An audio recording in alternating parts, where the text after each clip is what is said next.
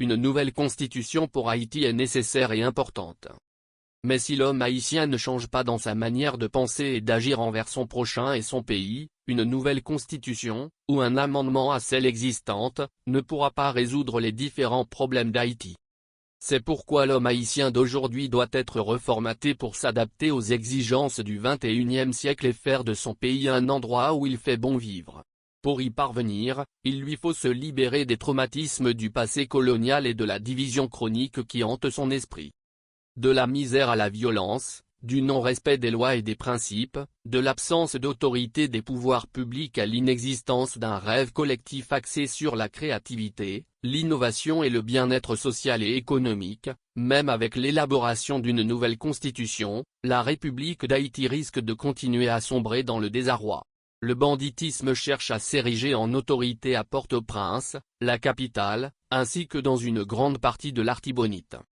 Oui, une nouvelle constitution est nécessaire en Haïti, à condition qu'elle instaure l'autonomie administrative et économique des départements. La réduction du nombre de ministères à 13 au lieu de 18. Un député par commune. La suppression du Sénat.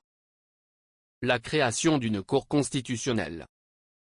Le renforcement des autres structures de la justice. Un conseil électoral indépendant. Oui, une nouvelle structure de l'État haïtien est essentielle. Elle devrait être organisée comme suit. Un président élu. Un premier ministre chargé de mettre en œuvre le programme du président. Un ministère de l'Intérieur et des collectivités territoriales. Un ministère de la Défense du territoire. Un ministère de l'Économie et des Finances. Un ministère des Affaires sociales et de la famille. Un ministère de l'Investissement et du Logement.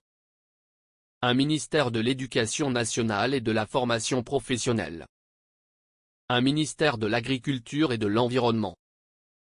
Un ministère de la Santé publique.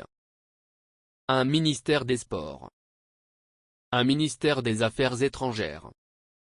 Un ministère de la Culture et du Tourisme.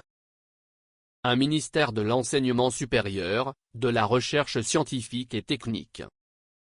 Un ministère des Travaux publics.